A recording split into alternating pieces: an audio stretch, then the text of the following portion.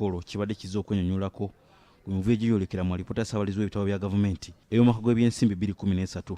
Mu mivuyo gino akakiiko kakulemberwa omubaka wa Kawempe South Mubaraka Munyagwa mwekazuulidde ng'ekitongole ekiwooza ky'emisolo bwe kyabawa amafuta g'omusuubuzi omu nga gakunukkiriza liita 1,800 lwa kwebalama kuwa misolo, kyokka oluvannyuma mu kugamuddiza ate liita z'amafuta 9 zaali tezirabikako.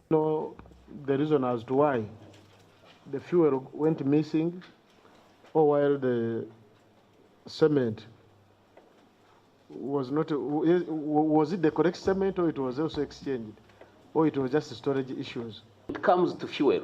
You have impounded somebody's fuel and later on it is found that it is less than by 9,000 liters. That is theft. That is criminal. I mean, what punitive action did you take? Well, took us to court and that process was taking long. So we opted to keep that fuel with Shell. We do not have a formal arrangement, but Shell operates what they call a hospitality arrangement where they can keep fuel. James Kasai yali avunaanyizibwa ategeeza akakiiko ng'amafuta gano okugakwata omusuubuzi ono yali yeebalamu okuwa omusolo ng'alimba ekitongole ng'amafuta gano bw'agatwala mu ggwanga lya Congo wadde ng'oluvannyuma kyategereka nti yali agatunda kuno. Our officer then at Malaba looked at the documentation that he had prepared and they discovered that the documentation was fraudulent. Because then the mode of this taxpayer is that he would bring in fuel to Uganda, but they clear it as though it's going to another country. Ono ategeezezza akakiiko ng'amafuta gano bwe baagatereza kampuni entunzi y'amafuta ya Shell yadde nga babuuziddwa oba URA amafuta gano yagapima nga tenagateresa Shell kyategeeza nti tekyaliwo. This fuel wasn't stolen or even lost per se, but because the documents indicated a higher volume of the fuel than what finally the taxpayer was given at the time of settling, that's where this problem arose. Who didn't measure the oil?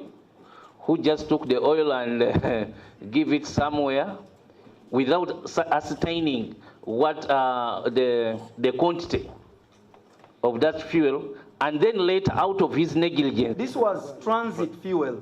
In terms of procedure, we don't measure what fuel in transit because it belongs to another country. However, in this particular case, like I'm clarifying, Of this fuel to Shell? I didn't. You didn't? Because I wasn't the officer directly responsible. Who was the officer directly responsible? I wouldn't really tell because it's a process. This fuel was forwarded to the internal container depot. Ekyewuunyisa nti nnyini mafuta gano bwe yasaabaliirirwe olw'amafuta ge agaabula ekitongole ekiwooza ky'emisolo buli liita kyagiriwa nusu kakaaga ekireetawo okubuusabuusa ku butuufu bw'ebbeeyi y'amafuta ebiseera ebyo. What the taxpayer picked from Shell as a result of what we deposited in Shell was less than what we had impounded. So there was fuel that got missing while in URA custody. And that was the element of the settlement out of court. Ssentebe w'akakiiko kano Mubaraka Munyagwa agamba nti buno obumenyi bw'amateeka ssaako obulagajjavu nga kyali tekisoboka kuwa mpisi kuwooza katale kubanga Shell yali tesobola kukuuma mafuta ate ge yali etunda. Kutta amafuta g'omuntu azze asasudde wadde omubanja asudde nga liita 9 zibulako. Ekyo tekyetaaga profesa kulaba nti awaliwo obubbi. Neera nze ku maziga g'empulira mu bantu baffe URA ebizibu byetusiza ku bantu baffe.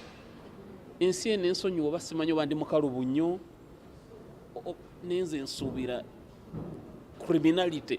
Omanyi waliwo ekigambo kyabadde bakoza negligence obulagajjavu. Nedda waliwo obumenyi bw'amateeka n'obulagajjavu. Omuntu akutta amafuta agatutte ku Shell. Shell talina nayo ndagaano agambe tuterekera amafuta ago. Shell etunda amafuta. Munyagwa agamba nti guno muze gwa kitongole ekiwooza ky'emisolo okutunda ebintu by'abantu ebiba biboyeddwa. Ate kibadde ku URA nga bakwata ebintu ne babitunda. Ogenda okuddayo ne bakubuzaabuza paka bambi abasuubuzi baffe lwatya n'abikola ki? Abaami abo tobalakakkana wano nga tubakakanyiza naye mu ofisi ab'amaanyi baba n'emmundu baba na buli kimu. Kati kye bakola ogw'omuze bakwata ebintu ne babitundako ekitundu. Ogenda okuddayo ng'omusolo gwasayibwa $8,800 n'ebintu byakulekeddeyo bya $3,000,000. Abasuubuzi ogenda okulinga bizinesi bazifulumye. Kati amafuta bagawa Shell. Tubabuuza mwalina endagaano ne Shell nti nedda. Shell ebaterekera nti nedda.